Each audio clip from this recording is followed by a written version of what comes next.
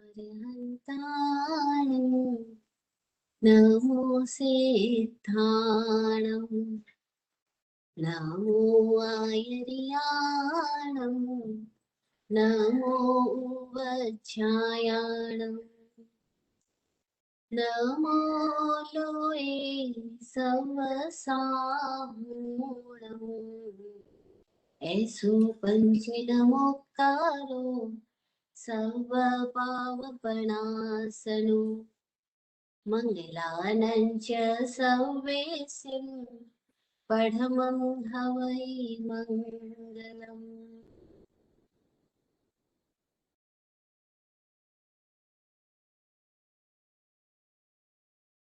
सिद्धाणं नमो किच्चा संजयाणं च भावो अथ धम्मगैवतच्चं अणुसठ्ठं सुने हुने।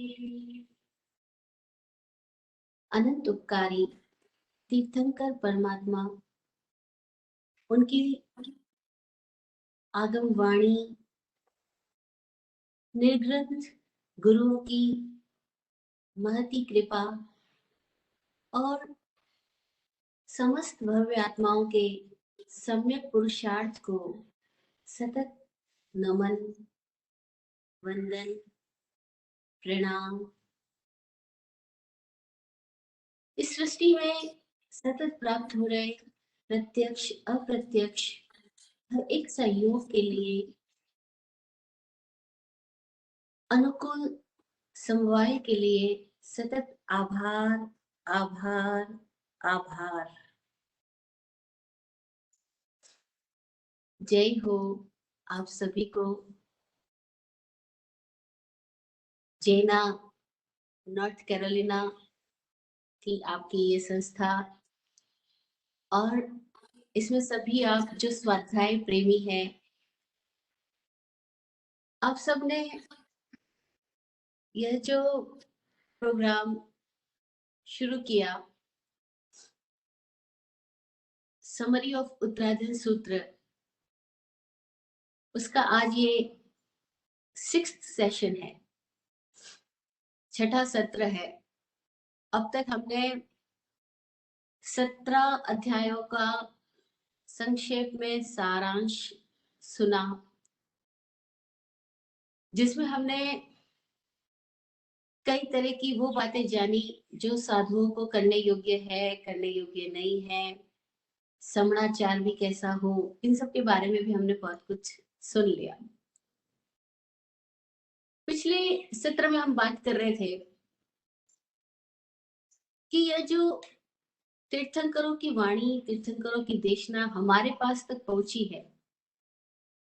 आज हम जिन सूत्रों के आधार पर बात कर रहे हैं, ये सारे ही सूत्र भगवान महावीर के द्वारा बोली गई एज इट इज वाणी नहीं है। इनमें कुछ वचन ऐसे हैं जो भगवान ने बोले और एज इट इज हमारे पास अभी उपलब्ध है, मौजूद है। उनको हम आगम वाणी बोलते हैं, उनको हम आप्त वचन बोलते हैं। आप्त वचन का मतलब है कि जिसके भीतर से ज्ञान प्रकटा और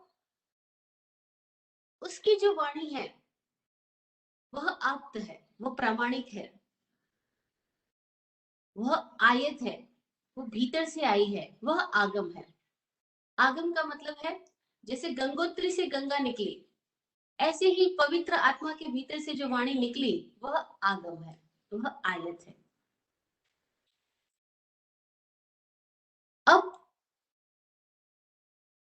जो सूत्र हमारे पास उपलब्ध है उनमें कुछ वचन तो आप्त वचन है, पर कुछ वचन ऐसे भी है जो प्रमाण वचन है, आप्त वचन नहीं है। प्रमाण वचन का अर्थ है कि वो किसी केवली के वचन ना होकर के किसी अनुभवी के वचन है। अनुभवी ने अपने प्रमाण पे कहा कि मैंने एक्सपीरियंस किया इसलिए मैं इसका प्रमाण हूं, मैं इसका प्रूव हूं और मैं बोलता हूं कि ऐसा है। ऐसे कई आचार्यों ने ग्रंथ रचना की, सूत्र रचना की।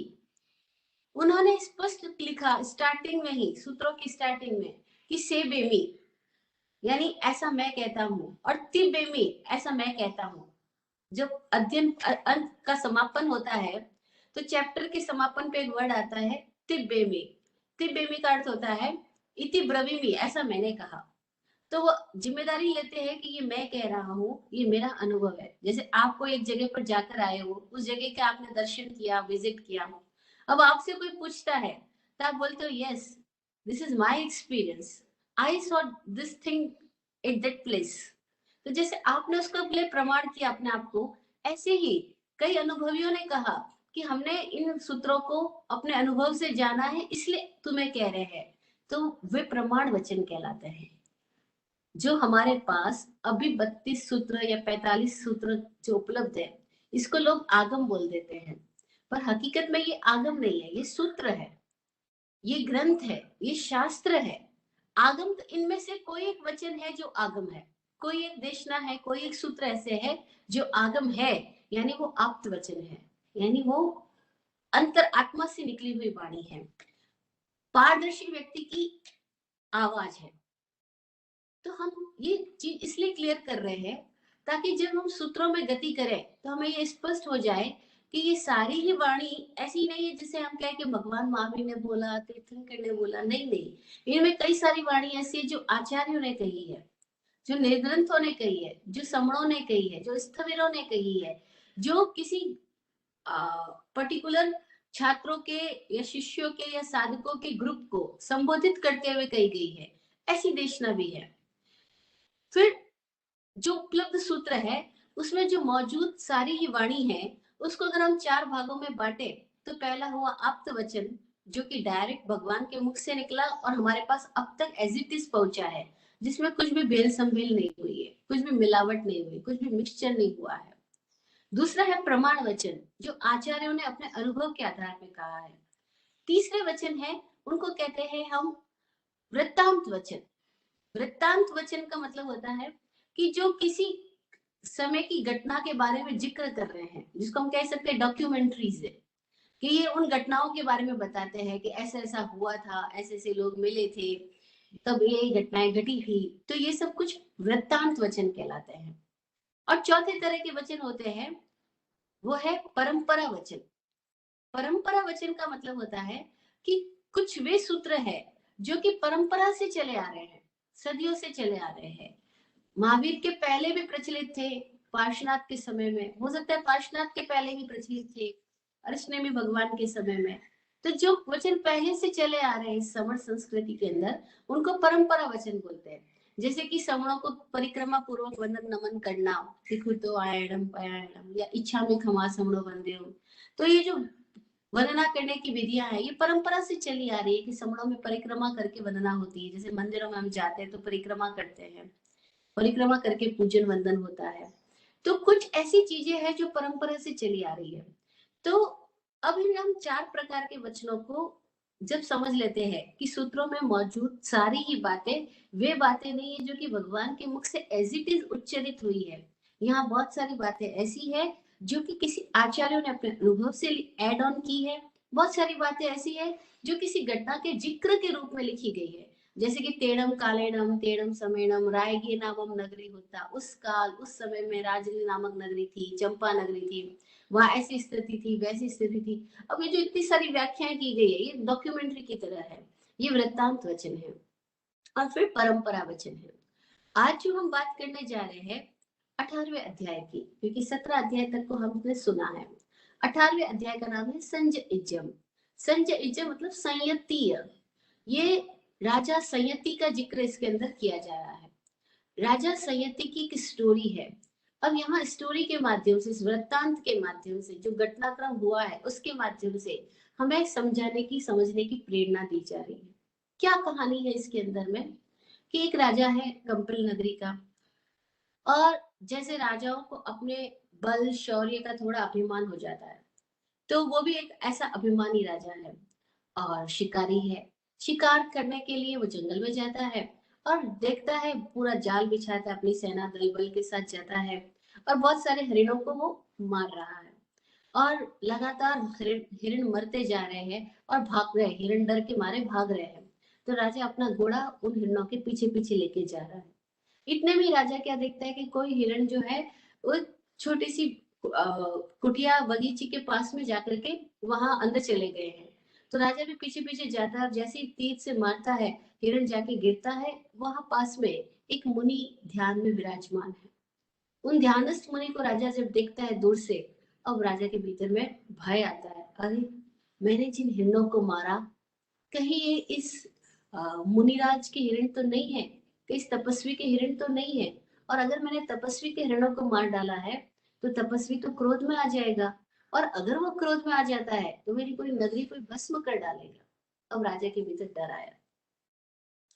अब यहाँ ये घटना बताती है कि जब हम दूसरों को मार रहे होते हैं तो ऐसा फील होता है कि ओ, हम शक्तिशाली, हम ताकतवर है, हम तो निर्भीक है।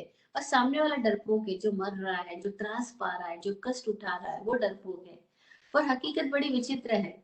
यहाँ जो डरपोक है वही हिंसा भी कर रहा है। अगर वो डरपोक नहीं होता तो वो हिंसा भी नहीं करता, क्योंकि उसको भी तो कोई ना कोई प्रकार का डर सता रहा है, अपने से बलिष्ठ प्राणी का डर सता रहा है। उसके भीतर भी कई तरह की ग्रंथियां हैं ही, हिंसा मौजूद है। और हिंसा क्यों बता रही है? क्योंकि भीतर में भय है। भयभीत व्यक्ति ही हिंसा कर रहा है और वो इतना भय है, उसका भय उभर के सामने आ गया। क्यों? क्योंकि सामने तपस्वी मुनिराज आ गए हैं। तो वो उन मुनिराज को देख करके घोड़े से नीचे उतरता है, उनके चरणों में जाके बैठ जाता है। मुनि की तो आंखें बंद है। अब आंखें बंद और वो प्रणाम कर रहा है, लेकिन मुनि बहुत देर तक आंख नहीं खोलते हैं। जो मुनि बहुत देर तक आंख नहीं खोलते हैं, उसके मन ही मन स्टोरी बनने चालू हो जाती है। क्योंकि जब हम किसी से बात करने जाए और सामने वाला बोले ना, तो हमारे मन में ना जाने कितनी तरह की कहानी स्टार्ट हो जाती है। और राजा के मन में कहानी स्टार्ट हो गई है कि ये मुनिराज जरूर तपस्वी है, मुनिराज जरूर गुस्से में आ गए हैं, मुझ में नाराज हो गए हैं। अब मैं क्या करूं, क्या ना करूं, कैसे इनको प्रसन्न करूं, मैं इनके लिए क्या कर सकता हूँ। वो भीतर ही भीतर डर के मारे कुछ कुछ सोच रहा है। फिर थोड़ी देर बाद में मुनिराज आंख खोलते हैं। तो कहता है, क्षमा करना, क्षमा करना, मैंने बहुत बड़ा अपराध किया, आप मुझे अभेदान दे दो।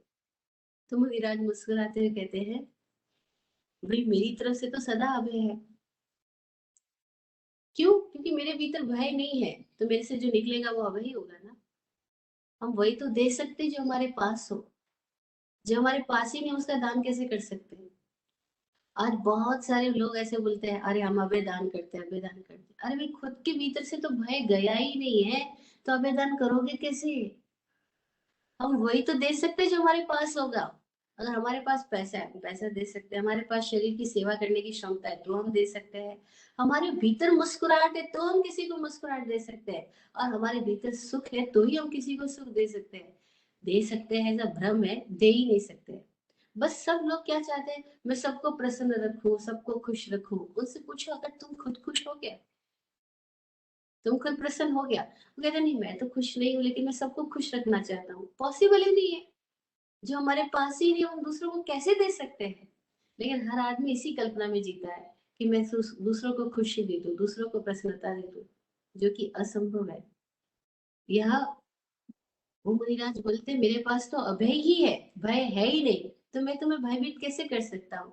राजन, मेरी तरफ से तो तुम अभय हो, लेकिन क्या तुम इनको अभय दे सकते हो?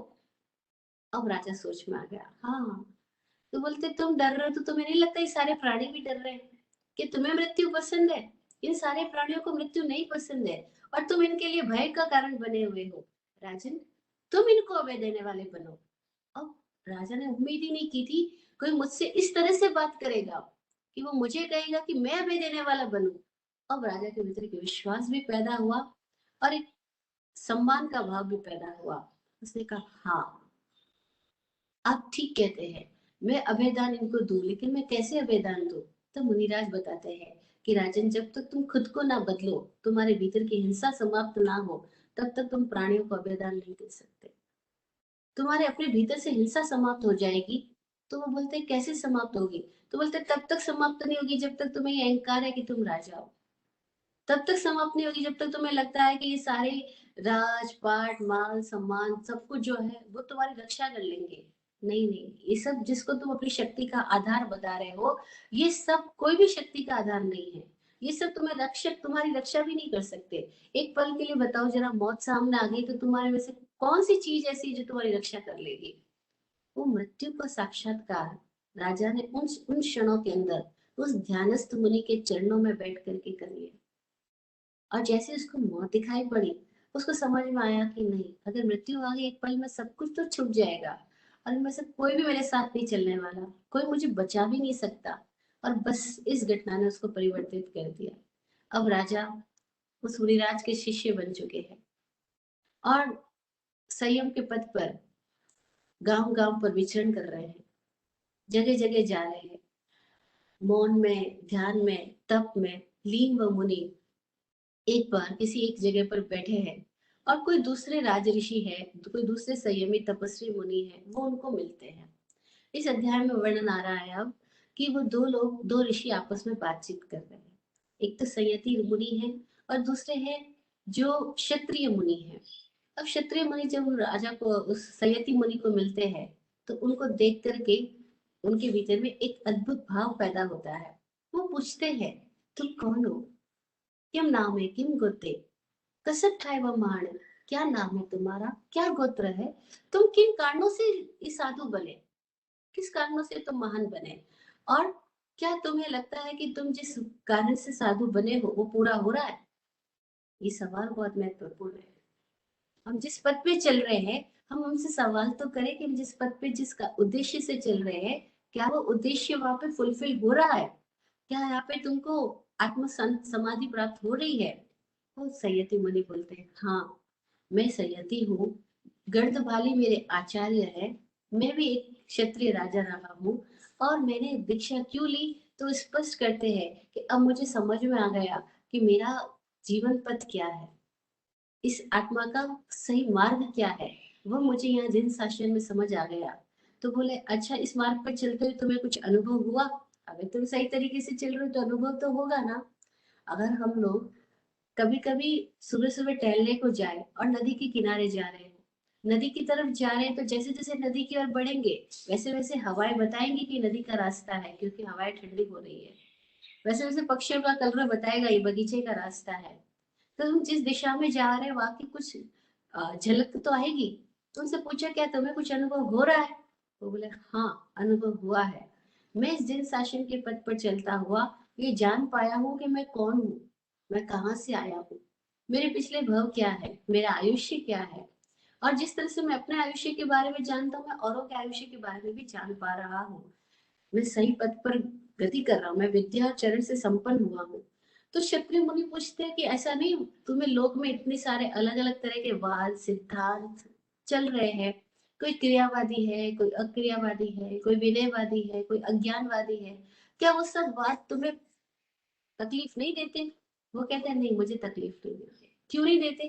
क्योंकि मैं हेतु और कारण से तथ्य को समझ चुका हूँ, और जब मैं तथ्य को समझ जाता हूँ, उसके बाद में मुझे कोई भी बात तकलीफ नहीं देते। जब मैं अपने अनुभव से जीता हूँ, वो ज्ञान जो जिन शासन में प्राप्त है, वो मुझे उपलब्ध हुआ है, इसलिए मुझे कोई भी तरह के बात कष्ट नहीं देते हैं।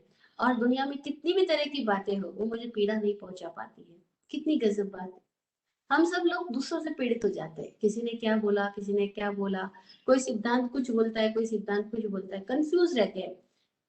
और ये कंफ्यूजन कितना गहरा है। लोग जो धर्म के क्षेत्र में चल रहे हैं, वो सालों साल धर्म के क्षेत्र में चलते हुए सदा कंफ्यूज ही रहते हैं। उनके भीतर अभी भी पुण्य का लोभ, पाप का डर, भीतर अभी भी कौन से महाराज साहब ने क्या बोला, कौन से महात्मा क्या बोलते हैं, किसकी धारणा क्या है, वो उन धारणाओं से प्रभावित और परेशान भी रहते हैं। और भीतर ही भीतर अपने आप के प्रति शंकित रहते हैं कि मैं जो कर रहा हूँ वो सही कर रहा हूँ या नहीं कर रहा हूँ, चल रहा हूँ सही चल रहा हूँ या नहीं चल रहा हूँ। ये सारी स्थिति क्यों है? क्योंकि अपने भीतर का अनुभव नहीं। जिसको अपने भीतर ही जो साक्षी हो गया, जो आत्म साक्षी से जो ज्ञान को उपलब्ध हो गया, अब उसे किसी अन्य के साक्ष्य का या ना तो आवश्यकता है, ना किसी और से प्रमाणित होने की आवश्यकता है, ना किसी और को प्रमाणित करने की आवश्यकता है। अब बस वो प्रश्न पूछे जाने पर बोल रहा है, ना पूछा जाए तो वो कुछ बोलेगा ही क्यों? संयति मुनि को प्रश्न पूछा गया तो वो बोलते हैं। तो वो जो क्षत्रिय मुनि पूछ रहे हैं, वो कहते हैं कि क्या तुम्हें लगता है कि इस पथ पर आने वाले लोगों को ज्ञान उपलब्ध हुआ है? तो वो अब एग्जाम्पल्स देना शुरू करते हैं कि यहाँ पे भरत चक्रवर्ती हुए, कैसे उन्होंने ज्ञान प्राप्त किया, कैसे सगर चक्रवर्ती ने, इस तरह से वो सारे जय नाम चक्रवर्ती, ऐसे करके बहुत सारे राजाओं का वर्णन करते हैं कि बहुत सारे राजा इस पद पर आए और इस पद पर आकर के उन्होंने अपने भीतर को जाना, अपने सारे कर्मों से मुक्त हुए और वे सिद्ध हुए हैं। अब यानी ये स्कूल ऐसी है जहां पर लोग आए हैं और पास हुए हैं।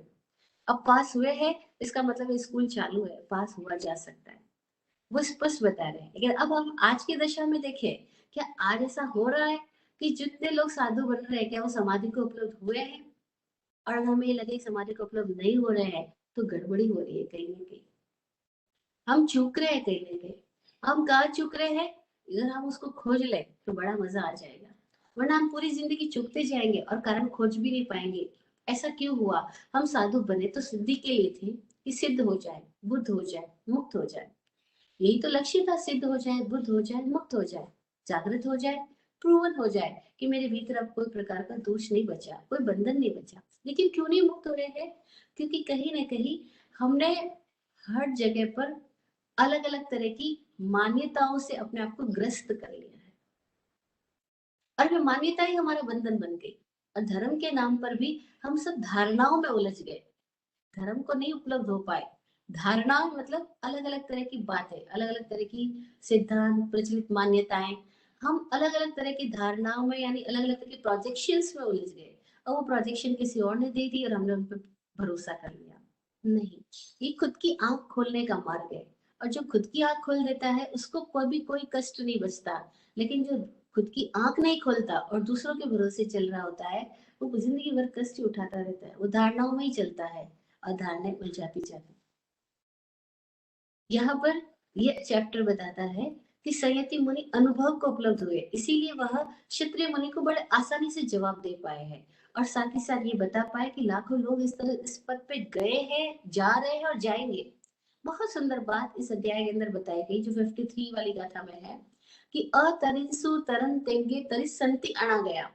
यानी इस पथ पे चलते हुए, आत्म पथ पे गतिमान होते हुए, संयम पथ पे चलते हुए, जिन शासन में साधनारत रहते हुए अनेकों लोग सिद्ध बुद्ध मुक्त हुए हैं, हो रहे हैं और होंगे। वो प्रूव कर रहे हैं। अभी कोई बोलता है कि नहीं इस समय में नहीं हो सकता, इस काल में नहीं हो सकता, ऐसा नहीं हो सकता, वैसा नहीं हो सकता। ये लोग जो बातें कर रहे हैं उनको कहो कि सूत्र की गाथा बता रही है कि हो रहे हैं, अतरिंसु हुए हैं, तरिसंति हो तर रहे हैं और अना गया भविष्य में भी तिरेंगे। इस गाथा स्पष्ट कह रही है कि कहीं कोई काल बाधा नहीं होता है, मुक्ति के अंदर कभी काल बाधक नहीं बनता। हम सब लोग काल का बहाना इसलिए लेते हैं क्योंकि हम अपनी जिम्मेदारी लेने से बचना चाहते हैं। खुद खुद की रिस्पॉन्सिबिलिटी लेने से जब हम बचना चाहते हैं तभी हम तो बहाना लेते हैं ना। जैसे कोई स्टूडेंट जब फेल हो जाता है, उसे पूछो फेल क्यों हो गया, बोले इस बार पेपर ही टफ था, आउट ऑफ कोर्स पेपर आ गया था, इस बार टीचर ही ऐसा था। वो हमेशा दूसरों की गलती, ये कभी नहीं कहेगा मैंने पढ़ाई नहीं की थी, मैंने तैयारी नहीं की थी। कैसे कह देगा मैंने तैयारी नहीं की? मैंने तैयारी नहीं की तो बहुत बड़ी जिम्मेदारी हो गई कि मतलब मैं ही रिस्पॉन्सिबल हूँ। पर हम में से कोई अपनी रिस्पॉन्सिबिलिटी तो लेना ही नहीं चाहता, तो हम कह देते हैं बस ये आरा पांचवा है ना इसलिए मोक्ष नहीं हो सकता। अब तो ना तो उनको आरे का पता ना मोक्ष का पता, लेकिन बस मान्यता। और ऐसी ही तरह तरह की धारणाएं हम सबके भीतर मौजूद होंगी और उन धारणाओं की वजह से हम सत्य धर्म का अनुभव से वंचित हो रहे हैं। ये खुद का बंधन, खुद का अवरोध समझ में आ जाए तो इस अवरोध से मुक्ति संभव है। इस 18वें अध्याय में बहुत सारे एग्जाम्पल्स दिए गए बहुत सारे राजाओं के कि किस तरह से उन राजाओं ने राजपाट का त्याग करके इस आत्मपद पर गतिमान हुए। वो क्यों हुए? क्योंकि उनका अनुभव पक गया था, संसार के अनुभव से उनको समझ में आ गया था कि लगातार सुख भी तो उभा रहा है, इस सुख में भी शांति नहीं है। सुख के साधन है लेकिन शांति तो नहीं है। लगातार दुख, वो भी उभा रहा है। उनको समझ में आ गया ना सुख हमारा लक्ष्य है जीवन का, ना भौतिक संपन्नता, ना ये साधन, ये सब कुछ लक्ष्य नहीं है। ये सब कुछ मिलने के बाद में भी कोई एक है बेचैनी जो मौजूद ही रहती है। आज हमारे पास में सारी कुछ भौतिक सुख सुविधाएं हो जाए ना तो भी बेचैनी मौजूद ही रहती है। उस बेचैनी का समाधान उन्होंने खोज लिया और उस खोज के लिए वो अपने भीतर चले गए। तो जो भीतर गया वो तर गया, जो भीतर गया वो तर गया। और ऐसे तरने वाले अनेक अनेक महात्मा हमारे समक्ष उदाहरण के रूप में मौजूद है। ये बात सुन करके उस क्षत्रिय मुनि को भी एक भीतर में शांति मौजूद हुई कि हाँ, जो ईमानदारी से चल रहे हैं वो पहुंच रहे हैं। ऐसा नहीं है कि लोग अटकेंगे या भटकेंगे, जो अपने साथ ईमानदार रहेगा वो मुक्त होगा। ये 18वें अध्याय का संदेश हमें मिला। अब 19वां अध्याय, जिसका नाम है मिया पुत्तिजम। मिया पुत्तिजम यानी मृगा पुत्रीय। ये मृगा पुत्रीय क्या कह रहा है? एक राजा है महाबल नाम का, उनकी पत्नी है बलश्री नाम की, और उस पत्नी बलश्री को लोग मृगा भी बोलते हैं। उनका एक बेटा है जिसका नाम है, नाम तो उसका कुछ और है, लेकिन क्योंकि वो मृगा का बेटा है तो मृगा पुत्र के नाम से वो फेमस हो गया है। अब वो जो मृगा पुत्र है सारे सुख सुविधाओं के बीच में जी रहा है, कोई तरह का कष्ट तो उसको नहीं है। एक दिन अपने महलों की खिड़की में बैठा है और मार्ग से गुजरते एक साधु को देखता है। साधु को देखता है, अभी तो छोटा बालक है वो, मतलब तरुण है, बालक भी नहीं तरुण है, टीनेजर है ऐसा समझ लो। और वो टीनेजर जब सामने से साधु को गुजरते हुए देखता है तो उसके भीतर में एक चिंतन पैदा होता है, ये कौन है, ये साधु कौन है, इनको मैंने पहले कहाँ देखा है। जैसे अभी भी कितने जगहों पे जाके हमें लगता है पहले कहीं देखी है ये जगह, जबकि हम अभी तो पहली बार गए, लेकिन ऐसा लगता है पहले कहीं देखी है। कितने लोगों से मिलके लगता है इनको पहले कहीं देखा है, जबकि मिले फर्स्ट टाइम में, लेकिन फिर भी ऐसा लगता है पहले कहीं देखा है, पहले कहीं देखा है। ये सवाल उसके भीतर आया, इन साधु को पहले कहीं देखा है। और बस कहाँ देखा, वो खोजता गया और उसके भीतर का मोह उपशांत हो गया, यानी भीतर का आवरण दूर होने लगा, ग्रंथियां हटने लगी और वो शांत मन से भीतर खोजता खोजता जाति स्मरण ज्ञान को उपलब्ध हो गए। और उसको समझ आया, अरे मैं तो खुद भी साधु था। क्यों ख्याल आया साधु को देख करके? क्योंकि भीतर की वो फाइल मौजूद है ना कि मैं भी तो साधु था। और अब खोजते खोजते उसको समझ आ गया कि मैं साधु था, मैं यहाँ पर किस लिए आया हूँ। और मैं अपने आ, जैसे हम बोलते हैं ना कि फाइनल एग्जाम्स बाकी रह गया और मैं बीच में से भाग आया था, तो अब फाइनल एग्जाम दे दो। और उसको समझ में आ गया मेरा अंतिम जन्म है, मैं तो यहाँ पे पूर्ण होने के लिए आया और मैं कहाँ अटक गया। बस उसको ख्याल आ गया, अब पूरा अपना अतीत दिखलाई पड़ने लग गया कि मेरी सारी साधना तपस्या जिस मार्ग के लिए थी, मैं अब कहाँ हूँ। और वो अपने माता पिता को बोलता है, अब मुझे आज्ञा दो, मैं अपने आत्म संयम पथ पर जाना चाहता हूँ। मैं वहां पे कुछ अधूरा छोड़ आया था अपनी यात्रा में, मैं उसको पूरा करना चाहता हूँ।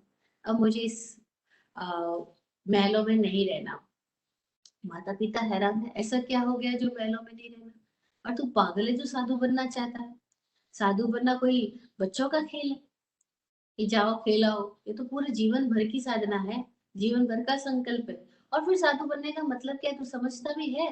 साधु बनने का मतलब लोहे के चने चबाना है, मतलब अग्नि को पी जाना है, मतलब जलती आग पर जलना है, मतलब अपने भुजाओं से कोई रत्ता कर समुद्र को तैरना है, मतलब पूरे आ, मेरू पर्वत पर अपने ट्रैकिंग करना है, चलना है। तू चढ़ पाएगा, तू कर पाएगा?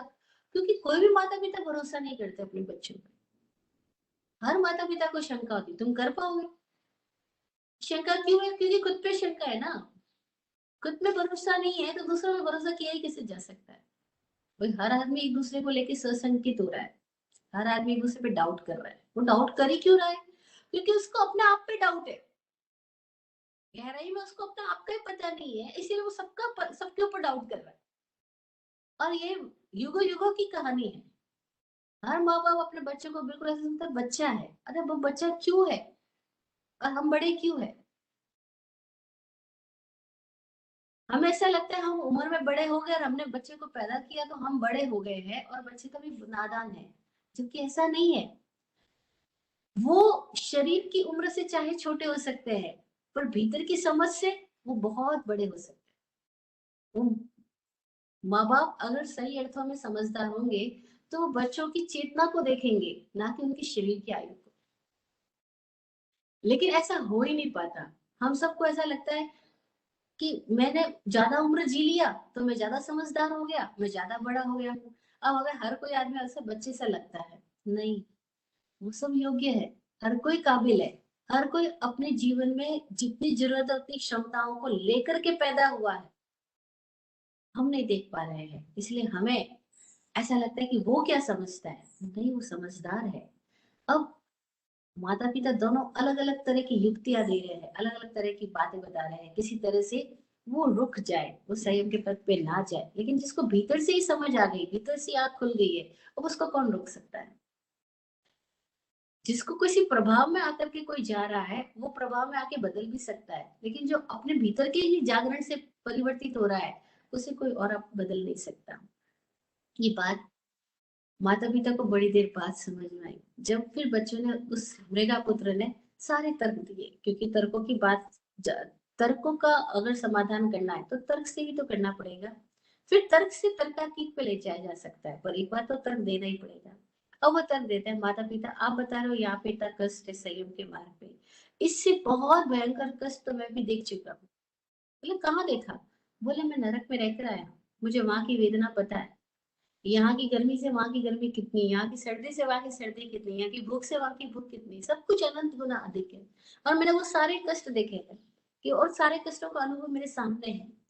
जैसे हमने कोई भयंकर डरावनी मूवी देखी हो, तो हमें उस मूवी देखने के बाद में सबकी संवेदना पता होती है कि उसमें कैसा डर आया था उसको देखते समय।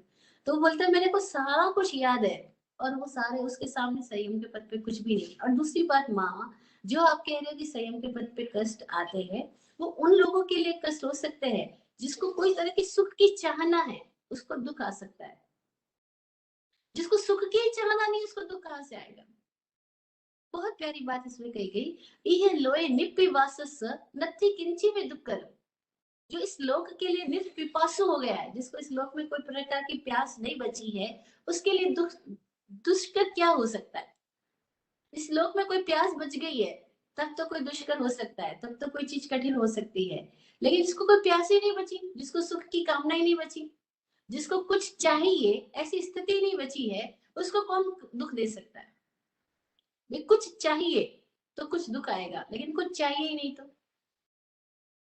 कबीर बोले ना, चाह गई चिंता मिटी, मनवा बेपरवाह, जिसको कछु नहीं चाहिए वो जग में शहंशाह। वो इस जगत में शहंशाह है जिसको कुछ चाहिए ही नहीं। उसको कोई तकलीफ दे कैसे सकता है?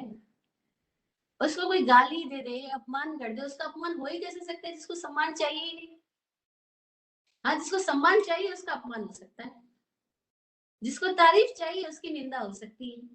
जिसको तारीफ चाहिए ही नहीं, आप उसकी निंदा करके बताओ, उसकी चुगली करके बताओ, उसको कष्ट देके बताओ, उसको कुछ चाहिए ही नहीं तो उसको कष्ट मिल ही नहीं सकता है। ऐसी स्थिति में आज भी जिया जा सकता है। आज भी ऐसे बहुत सारे लोग हैं जो इस अवस्था को उपलब्ध हुए हैं कि उनको कोई कष्ट नहीं पहुंचा सकता। स्वामी जी को कई बार लोग बोलते हैं, स्वामी जी आपको हम इतना दूर बुलाते हैं, आपको कष्ट तो नहीं हुआ? स्वामी जी हम पूरी रात आपको जगाते हैं, आपसे बातचीत करते हैं, सवाल करते हैं, आपको कष्ट तो नहीं हुआ? स्वामी जी बोलते हैं अच्छा तुम कष्ट देके बताओ, तो मैं 10 साल से कष्ट खोज रहा हूँ, जब से भीतर जागरण हो गया उसके बाद कोई कष्ट ही नहीं। बोले कई, मैं तो 10 साल से कष्टों को खोज रहा हूँ, कोई कष्ट दे तो सही, मुझे कष्ट मिले तो सही। कहीं मिलता ही नहीं है, जगह जगह जाता हूँ कष्टों को खोजने के लिए, कोई कष्ट ही नहीं है। क्यों कष्ट नहीं है? क्योंकि भीतर कोई चाह ही नहीं। कोई अपेक्षा होगी तो उम्मीद होगी तो तकलीफ आएगी, उम्मीद ही नहीं तो तकलीफ कहाँ से आएगी। अब रेगा पुत्र बोल रहा है अपने माता पिता को, ये लोए निप्यवासस्य नत्थि किंची में दुक्करम, जो इस लोक में निर्पिपासु हो गया है, जिसकी प्यास बुझ गई है, उसका कोई कष्ट नहीं है। और जब तक प्यास है तब तक सब कष्ट है। जब तक कुछ चाहिए, तृष्णा है, कुछ भी चाहिए, तब तक कष्ट मौजूद रहेगा। माता पिता को ये बात धीरे धीरे समझ में आने लगी कि हम जिससे बात कर रहे हैं वो बालक बालक नहीं है, वो तो एक जागृत पुरुष है। अब फिर भी माता पिता अपनी तरह से तो वो खरे कहेंगे ना, क्योंकि एक तो माँ की ममता, कौन अपने बच्चे को अपने से दूर करना चाहता है। और फिर दूसरी बात, उन्होंने देखा है साधु जीवन के कष्टों को, और कौन ये चाहता है कि मेरा सुकुमार सा बेटा, क्योंकि वो तो उसके बाहर के भौतिक शरीर को देख रहे हैं ना, वो उसके भीतर की चेतना को तो नहीं देख पा रहे। तो सुकुमार सा बेटा इन सारे पद पे चलेगा कैसे? दूसरी बात, वे उस बच्चे को जाने नहीं देना चाह रहे, इसलिए डर भी दिखा रहे हैं और लालच भी दिखा रहे हैं। और वो लालच दिखाते हैं कि साधु बन के जो जो चीजें तुम्हें मिलेगी वो तुम्हें पहले से ही मिली हुई है, इस घर में सारी सुख सुविधा है, साधु बन के तुम वही तो सब कुछ करोगे, पुण्य कमाओगे, पुण्य के ये फल मिलेंगे, ये सब तो यहाँ पे मौजूद है, क्यों जा रहे हो? वो बोलता है ये सब मुझे नहीं चाहिए, इससे मेरा लक्ष्य नहीं है, इसमें शांति नहीं है, समाधान नहीं है, मैं अपने समाधान के लिए जा रहा हूं। तो फिर माँ प्रश्न करती है, अच्छा बेटा, वहां पर तुम गए और कल को बीमार पड़ गए तो क्या होगा? वहां कौन सेवा करेगा? कौन तुम्हारी शुश्रूषा करेगा? कौन परिचर्या करेगा? कौन तुम्हारा ख्याल रखेगा? कौन तुम्हें आहार पानी देगा? तब तुम करोगे क्या? भोजन पानी भी नहीं मिलेगा और तुम बीमार हो और कोई तुम्हारी सेवा करने वाला भी नहीं है, फिर? मृगा पुत्र बहुत प्यारा बालक है, कितनी गजब की समझ है। वो कहता है, अच्छा माता पिता एक बात बताओ, जंगल में इतने जानवर रहते हैं, ये सारे जानवरों में कभी कोई बीमार भी तो पड़ता होगा? जब ये बीमार पड़ जाते हैं तो इनकी सेवा करने कौन जाता है? कौन इनको भोजन पानी देने जाता है? कौन इनको दवा दारू देने जाता है? ये सारे जानवर जब बीमार पड़ जाते हैं तो क्या करते हैं? जो बीमार पड़ जाते हैं एक जगह बैठे रहते हैं, एक जगह लेटे रहते हैं, जहाँ है उसी पोजीशन में रहेंगे, धीरे धीरे धीरे धीरे खुद से हील हो जाएंगे और उसके बाद में वो अपने शिकार करने खुद जाएंगे, अपना भोजन पानी लेने खुद जाएंगे। कोई और सेवा नहीं करता, खुद ही खुद को ठीक कर लेते हैं। कैसे ठीक करते हैं? खुद को छोड़ देते हैं, पूरे वातावरण के साथ अपने आप को छोड़ देते हैं, और उनको किसी और से सेवा की कोई अपेक्षा होती ही नहीं है। प्रकृति खुद ब खुद ठीक करती है। ये बहुत गहरी बात इस एग्जाम्पल में है कि अगर हम अपनी बीमारी के साथ कुछ भी छेड़छाड़ न करें तो नियम है कि जो बीमारी आई है वो तो जाएगी, जो संयोग हुआ है वो वियोग होगा, जो पैदा हुई है वो चीज मरेगी, जो बीमारी आई है वो जाएगी। और कुछ भी ना किया जाए तो ठीक होना बहुत आसान है। जैसे ही कुछ करेंगे, अब बीमारी के साथ फिर हमने छेड़छाड़ करी है, अब वही बीमारी न जाने कितनी तरह की और स्थितियों को पैदा कर देगी। पर इतना धीरज चाहिए कि जब बीमारी आए तो बीमारी में कुछ करना नहीं, केवल ऑब्जर्वेंट बनना, केवल चुपचाप देखते जाना, निरीक्षक बनना।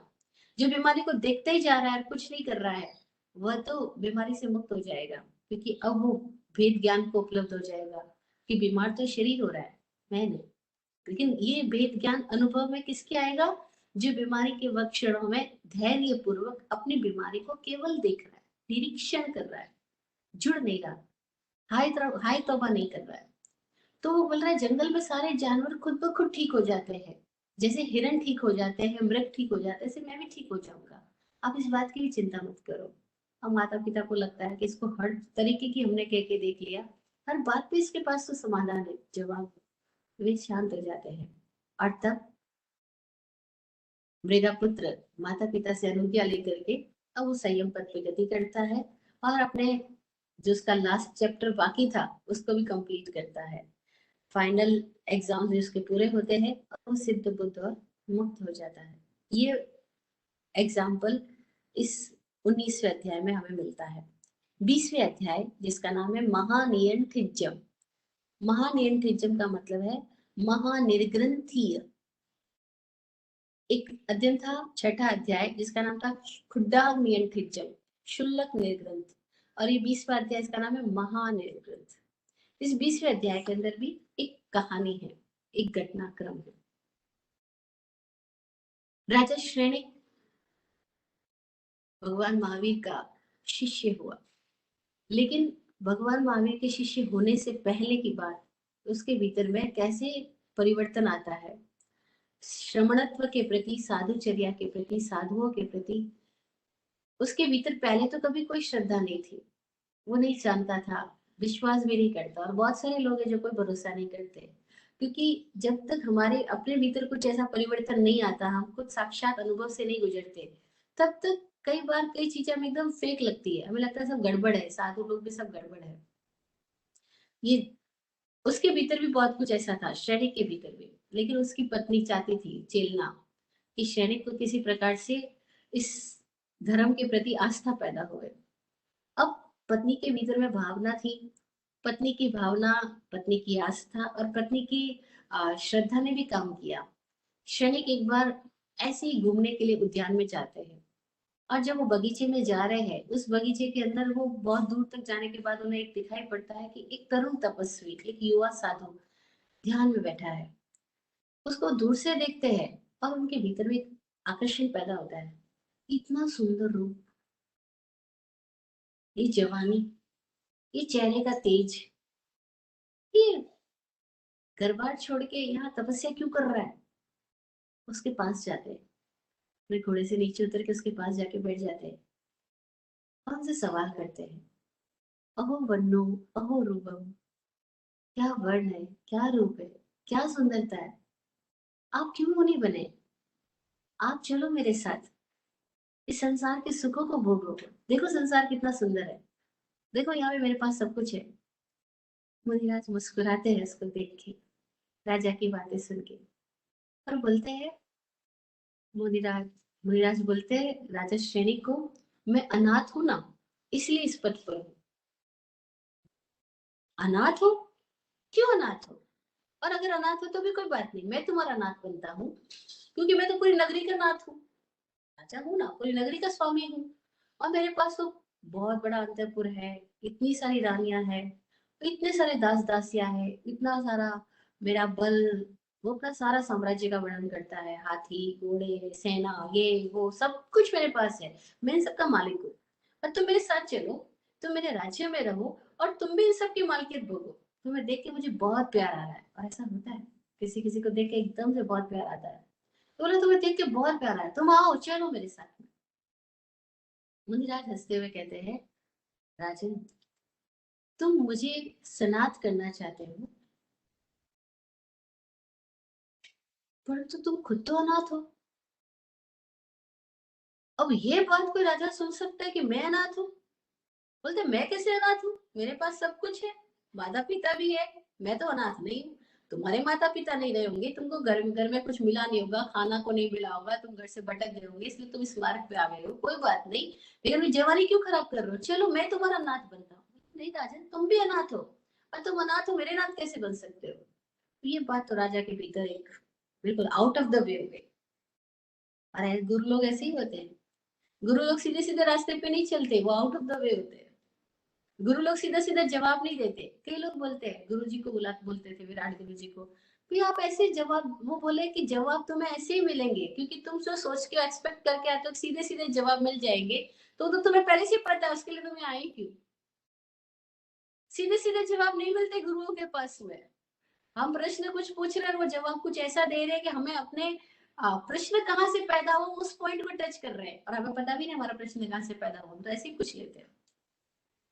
और कई बार हमें अपना असली प्रश्न भी नहीं पता होता है, राजा श्रेणी को भी तो नहीं पता, लेकिन कोई बात नहीं, क्योंकि गुरु को तो पता है। वो मुनि बोलते हैं, राजन तुम खुद अनाथ हो।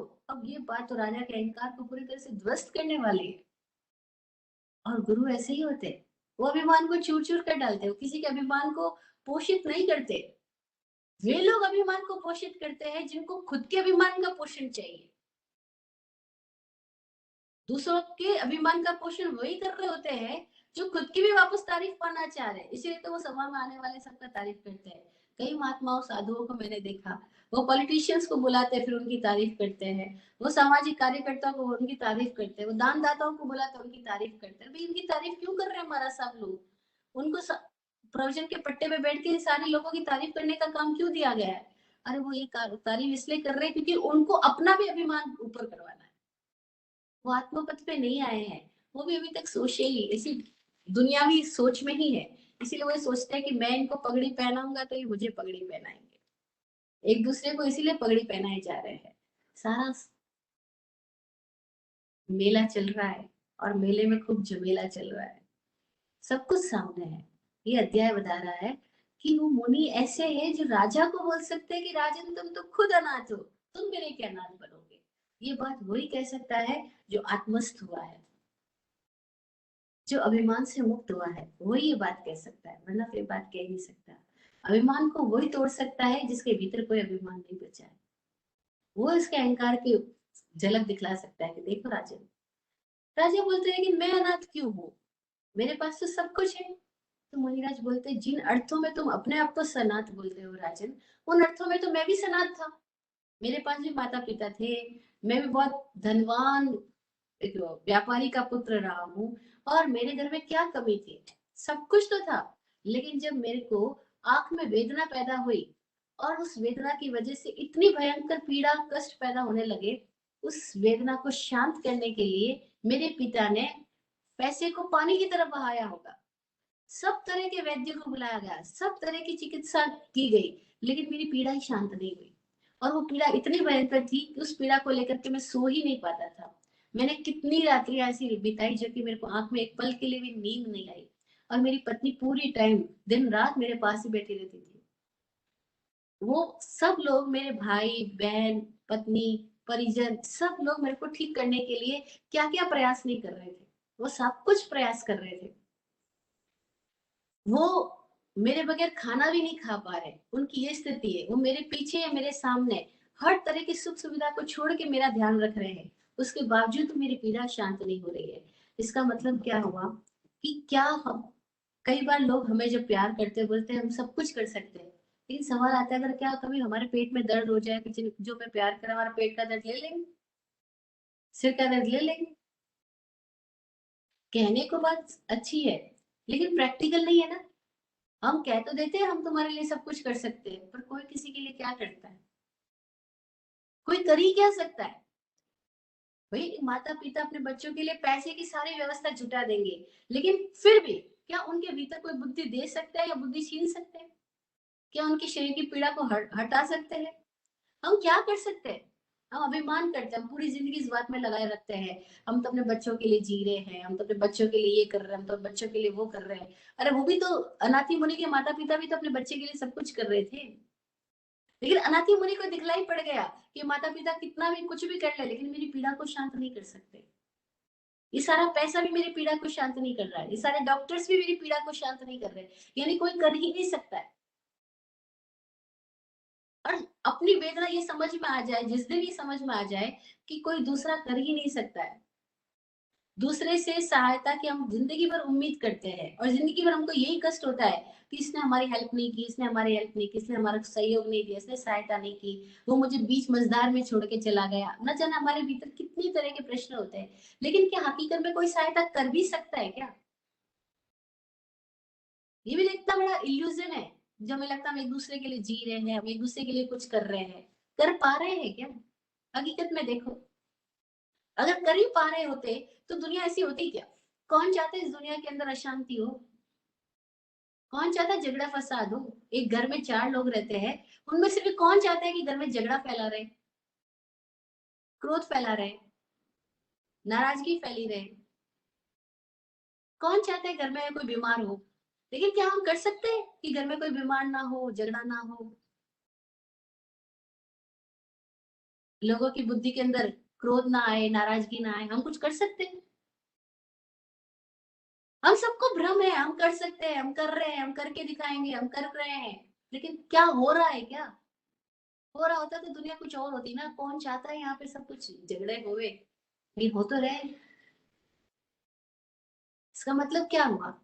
हमें लगता है, अभिमान आता है हम कुछ कर लेंगे, लेकिन कुछ कर ही नहीं सकते। अनाथी मुनि की जिंदगी ये बता रही है कि सब कोई सब कुछ अच्छा करना चाह रहा था, लेकिन कर पाया क्या? कर ही तो नहीं पा रहे। उसको समझ में आ गया कि ये कोई भी मुझे मेरी पीड़ा को नहीं हरण कर सकते। मेरी पीड़ा का हरण कोई भी नहीं कर सकता, ना परिवार, ना पैसा, ना कोई तरह की आ, ये जितने लोगों ने पूजा पाठ तंत्र मंत्र सब किया ही होगा ना। अगर बेटा बीमार है और दिनों से सो ही नहीं पा रहा है, भयंकर आंख की वेदना है, भयंकर सिर की वेदना है, तो उन्होंने क्या नहीं किया होगा, क्या मनौती नहीं मांगी होगी, कहाँ का नहीं भटके होंगे, कहाँ का डोरा ताबीज नहीं किया होगा, सब कुछ तो किया होगा, लेकिन नहीं पीड़ा हरण कर पाया नाथी मुनि की। और ये बात उसको दिखलाई पड़ गई। बड़ी बात क्या है, घटना तो सबके साथ होती है। घर घर में ये स्टोरी होगी कि माता पिता कुछ नहीं कर रहे होंगे, बच्चे कुछ नहीं कर रहे होंगे, या कुछ करके भी कुछ नहीं हो पा रहा होगा, ये स्टोरी हर घर में है। लेकिन कौन देख पाता है? वो कितने इंटेलिजेंट, कितने ब्रिलियंट रहेंगे कि वो ये देख पाए कि मैं अनाथ हूँ, सब कुछ होते हुए मैं अनाथ हूँ। क्यों? क्योंकि कोई भी मेरा मालिक नहीं है, कोई भी मेरा त्राता नहीं है, कोई भी मेरे को रक्षा देने वाला नहीं है, कोई मेरी बीमारी हटने वाला नहीं है, कोई हो ही नहीं सकता है। तो फिर कौन हो सकता है?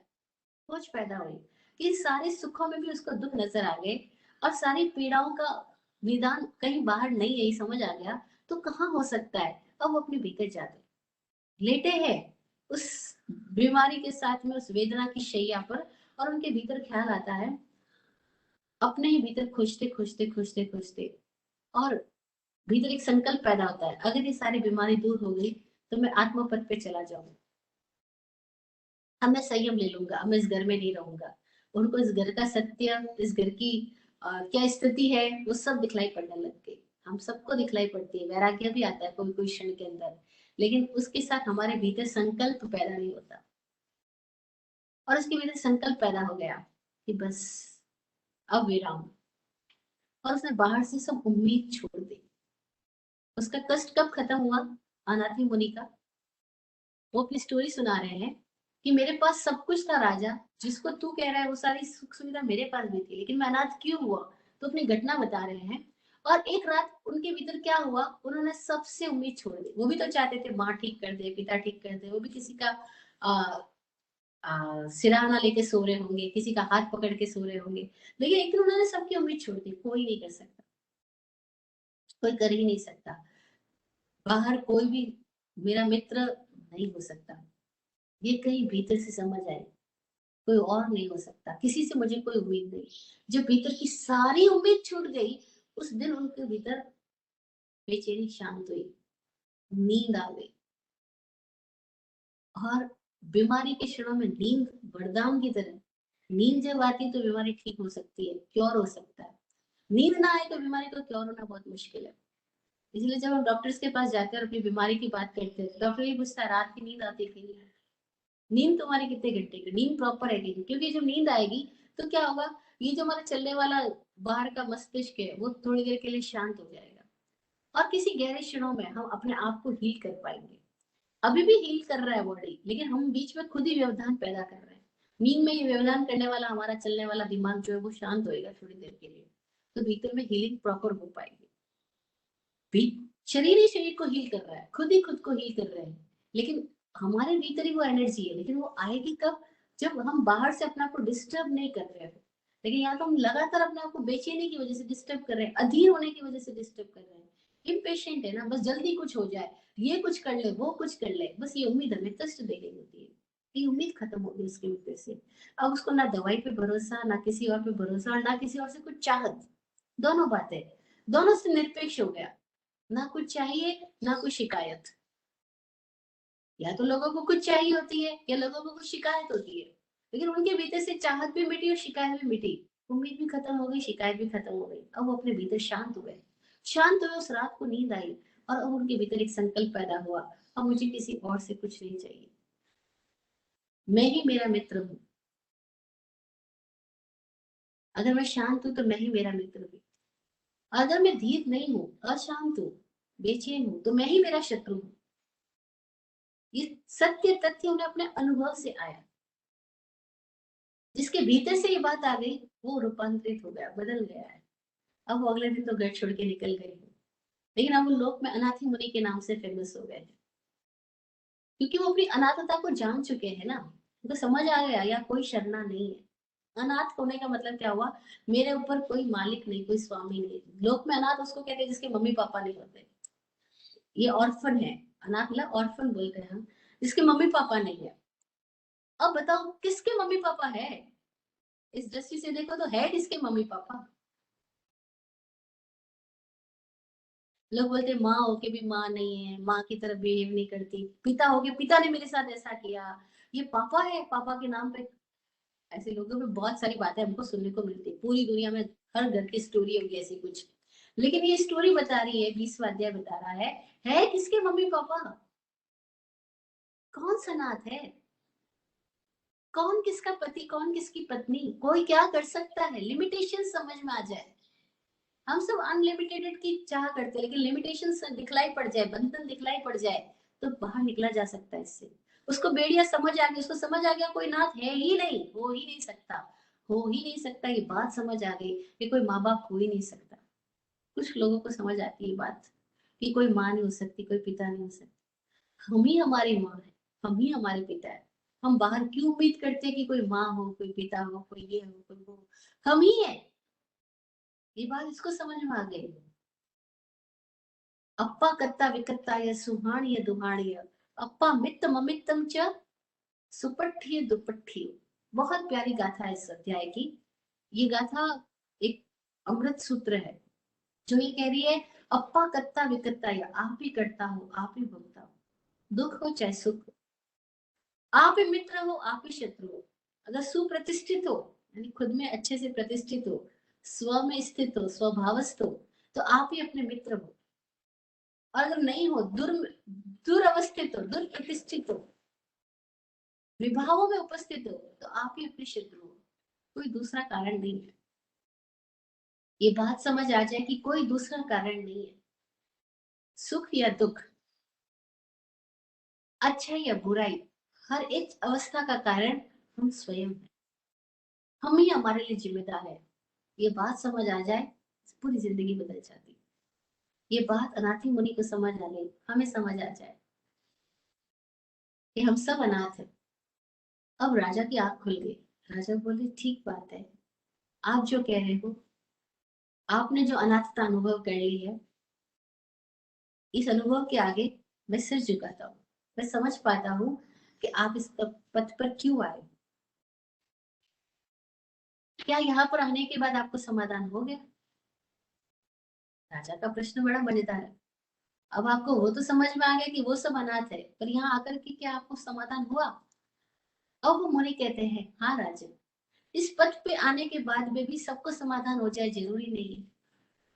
यहाँ पे भी जो साधु बन जाते हैं, उसके बाद भी अगर वो किसी और से उम्मीद कर रहे हैं, चाहे वो समाज से उम्मीद कर रहे हैं कि समाज उनकी सेवा करे, समाज उनका ध्यान रखे, चाहे वो अपनी विद्याओं पे उम्मीद कर रहे हैं कि इन विद्याओं के भरोसे मेरा जीवन अच्छा हो जाएगा, अगर वो अभी भी किसी तरह के आरंभ और परिक्रम में है, तो वे अनाथ ही है। साधु बन के भी अनाथता संभव है, साधु बन के भी सनाथता संभव है, साधु बने बिना भी संभव है। समझदारी साधु है, खाली घर बार छोड़ना साधु नहीं है, भीतर का जागरण साधुत्व है। अब वो अब तीसरी तरह की अनाथता बता रहे हैं। एक अनाथ जिसके माता पिता नहीं, एक वो अनाथता की जिसके पास सब कुछ होते हुए समझ आ गया कि कुछ भी अपना नहीं है, कोई भी अपना रक्षक नहीं है, कोई भी त्राता नहीं है। और एक तीसरी अनाथता है कि कोई साधु बन के भी अगर स्वस्थ नहीं हुआ, स्वभावस्थ नहीं हुआ, आत्म पुरुषार्थ में जागृत नहीं हुआ, अभी भी वो बाहर की क्रियाओं में ही, प्रपंचों में ही उलझा हुआ है, तो वो भी अनाथ ही है।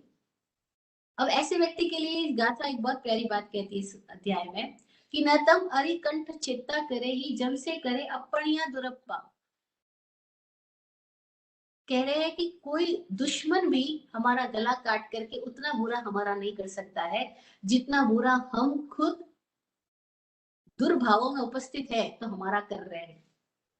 यानी हम ही हमारा भयंकर बुरा कर रहे हैं, बुरा कर सकते हैं, कोई दूसरा नहीं कर सकता। लोग बोलते मैं इसकी वजह से डिप्रेशन में हूँ, मैं इनकी वजह से बहुत दुखी हो गया, फ्रस्ट्रेटेड हो गया हूँ। अगर ये अध्ययन समझ में आ जाए, एक गाथा समझ में आ जाए कि कोई दूसरा तुम्हारा गला काट दे तब भी तुम्हारा कोई बुरा नहीं कर सकता है। तुम्हारा बुरा कौन कर रहा है? तुम्हारी अपनी सोच, तुम्हारी अपनी दृष्टि। हमारी दृष्टि के अंदर अभी विकार मौजूद है, विभाव मौजूद है, उम्मीद मौजूद है, हमारी दृष्टि के अंदर दूसरों के प्रति आ, सारी ध्यान मौजूद है, तब तक तो हम कष्ट पाएंगे। अब ये बात ये बार बार कह रहा है कि दुश्मन भी बुरा नहीं करता जितना खुद का आदमी बुरा करता है। और ये हमें दिखलाई पड़ जाए कि हमारा बुरा कौन करता है। कोई दुश्मन कर ही नहीं सकता। फिर इस अध्याय में एक बात और आती है, अगर सही बुद्धि वाला आदमी नहीं हो तो उसके लिए शास्त्र भी शस्त्र है। सारी विद्याएं भी, सारे शास्त्र भी उस आदमी के लिए शस्त्र की तरह है। और है ही, हम देख रहे सारे संप्रदाय में झगड़े फसाद क्यों हो रहे हैं? वो शास्त्रों का ही उपयोग कर करके झगड़े कर रहे हैं ना।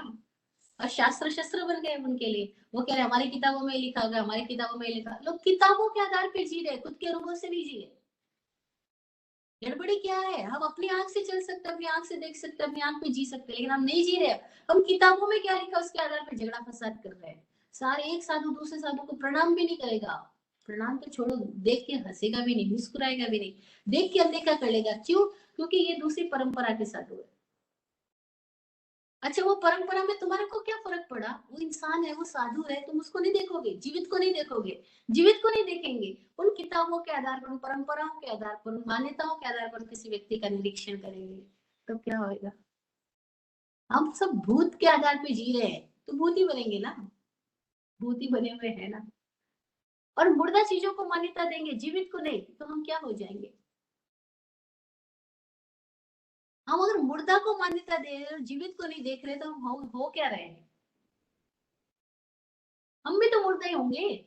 जिसके प्रति हमारा ध्यान जा रहा है, जिसकी तरफ हमारी यात्रा जा रही है, अभी तो वही हो जाएंगे। और ऐसा ही तो हो रहा है। हम लोग महावीर, बुद्ध और कितने बड़े बड़े लोगों के नाम लेकर के झगड़ा कर रहे हैं। अरे वो सब तो हो चुके, आज हमारे सामने जो है जीवन, उसको तो देखे हम, लेकिन हम चुप रहे, सामने वाले जीवन को नहीं देखते। जो हो चुके उसकी बात करते हैं, और उनके बात, उन लोगों के नाम पर हम अपने अपने पंथ परंपराएं चलाते और झगड़ा फसाद फैलाते। तो मां नियन टीचर कह रहा है, अनाथी मुनि कह रहे हैं कि साधु बन के भी लोग अनाथ है। और है ही, देख रहे हैं, हम सामने देख रहे हैं। साधु बन के भी लोग अनाथ है, क्यों? क्योंकि वे लोग भी चाहना से भरे हुए हैं। उनके भीतर भी असुरक्षा का भय है। उनके भीतर भी कुछ चाहिए, कुछ चाहिए, सम्मान चाहिए, सुविधा चाहिए, साधन चाहिए, व्यवस्था चाहिए, कोई लोग चाहिए, कोई सपोर्ट चाहिए, कोई वोट चाहिए, जिसको भी कुछ चाहिए, सब अनाथ ही है। चाह गई चिंता मिटी मनवा बेपरवाह, जिसको कुछ नहीं चाहिए वो शाहन का शाह। अब ये बात शरीक मुनि को, शरीक महाराजा को समझ आई कि हाँ, ये सनात है, ये साधु बन के सनात हुआ, ये साधु बन के अनाथ नहीं है, ये सनात है, हम अनाथ है। ये बात शरीक महाराजा को दिखलाई पड़ने लगी। तब शरीक महाराजा के भीतर से शब्द निकले, ओ, मैंने यहाँ आकर के आपके ध्यान और तपस्या में व्यवधान दिया, आपको बुलवाया, मैंने ऐसा कुछ बोला कि आपको भी बोलना पड़ा। आप अपने में मस्त रहे थे और मैं आया, मैं क्षमा मांगता हूँ, मेरे बोलने से आपको जरा भी कष्ट हुआ? मुंजीराज जी बोले, मुझे कैसे कष्ट, हो ही नहीं सकता, वो तो क्षमा श्रमण ही है। इसलिए तो मुनि को क्षमा श्रमण बोला गया, क्षमा ही उसका स्वभाव है, उसके भीतर तो कोई कष्ट हो ही नहीं सकता। लेकिन शैनक महाराजा ने क्षमा मांगी, और मुनिराज ने अपनी ध्यान साधना को जारी रखा, अपनी मस्ती में मस्त हो गए, फिर मुक्त हो। जो मस्ती में मस्त, वो मुक्त, अपने में मस्त मुक्त हो गया है। लेकिन जो अपने में मस्त नहीं है, वो त्रस्त है। दो ही तो शब्द है, एक मस्त, एक त्रस्त।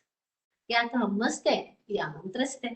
अब हम ही चुन ले हमें क्या होना है, और हमें देख पाए इस जीवन के सत्य को, कि बाहर कोई शत्रु नहीं, कोई मित्र नहीं, मैं ही मेरा मित्र हूँ। और ऐसा ही है ना, जब हम अपनी अच्छी सोच में होते हैं, अच्छी मौज में होते हैं, तब हमें किसी से कोई तकलीफ नहीं होती। लेकिन जैसे ही हम अब खुद को देखने के बजाय दूसरों को देखने लगते हैं, दूसरों की सोच में चले जाते हैं, अब हम कष्ट उठाना शुरू कर देते हैं। हमें दिखलाई पड़ने लग जाए, हम मुक्त हो सकते हैं। बस दिखलाई पड़े, तथ्य दिखलाई पड़े, सत्य दिखलाई पड़े। जैसे जैसे दिखलाई पड़ता है, हम वहां से हटते जाते हैं, उस तरह की कैद से मुक्त होते जाते हैं।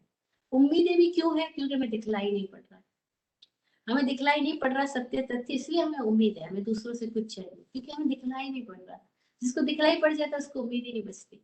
उसको दिखलाई पड़ गया वस्तु का स्वभाव क्या है, उसको दिखलाई पड़ गया कि चीजें क्या है, इस प्रकृति का धर्म क्या है, उसको दिखलाई पड़ गया, उसको कोई कष्ट नहीं हो सकता, कोई उम्मीद नहीं हो सकती।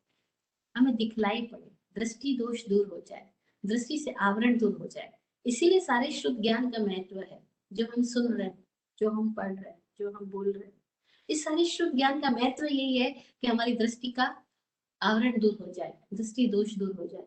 जैसे दर्शन प्रकट हुआ, तो फिर श्रुत और दर्शन एक ही हो जाएगा, उसका नाम श्रद्धा। और वो श्रद्धा जिसके भीतर आ गई है, उसके भीतर संयम आता है, और वो संयम उसको स्वस्थ करता है। अब उसको मानसिक कोई बीमारी नहीं बचती, आध्यात्मिक कोई बीमारी नहीं बचती। और आध्यात्मिक बीमारियां चार है, क्रोध, मान, माया और लोभ। ये चारों बीमारियों से जो मुक्त हो जाता है, वो महानिर्ग्रंथ होता है। महानिर्ग्रंथ का मतलब है कि वो अब ग्रंथियों से मुक्त हो गया। निर्ग्रंथ शब्द का अर्थ होता है गांठ नहीं रही, गांठों से मुक्त हो गया। और महानिर्ग्रंथ यानी वो अपनी महानता को, अपने आत्म पद को जान गया, अपने आत्म स्वरूप को उपलब्ध हो गया। महान एक ही है, वो है स्वभावस्थ आत्मा। बाकी कुछ भी महान नहीं है। जो स्वभावस्थ आत्मा है, जो स्वरूपस्थ आत्मा है, वो महान है, वह सिद्ध आत्मा ही महान है। उस महान की अवस्था को, उस निर्ग्रंथ की अवस्था को हम सब उपलब्ध बने। यही सद्भावना, यही दुआ सबके लिए, और प्रेम, सबका कल्याण।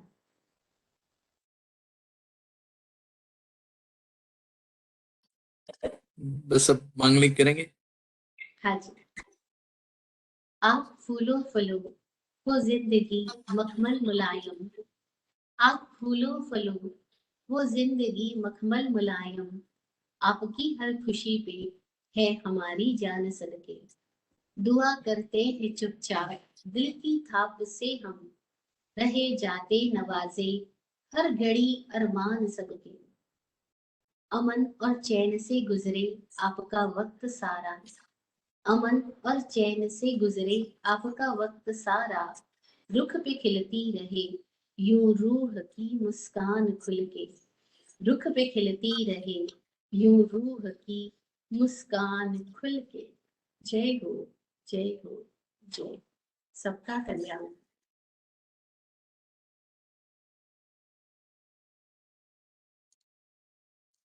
Thank you